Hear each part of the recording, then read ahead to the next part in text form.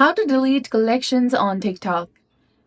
Hi guys, welcome back to our channel. In this video tutorial, I'll guide you on how to delete collections on TikTok. So now let's get started. First of all, make sure that you have installed the latest version of TikTok application on your mobile device and you're also logged in with your specific account. Before that, go to Play Store, search for TikTok application. And if you see an update button instead of open button right over here, simply tap on it to update it to the latest version available. Now launch the TikTok application. Tap on the profile icon located in the bottom right corner of the screen. Now go to collections, that is beside the post option. Click on it.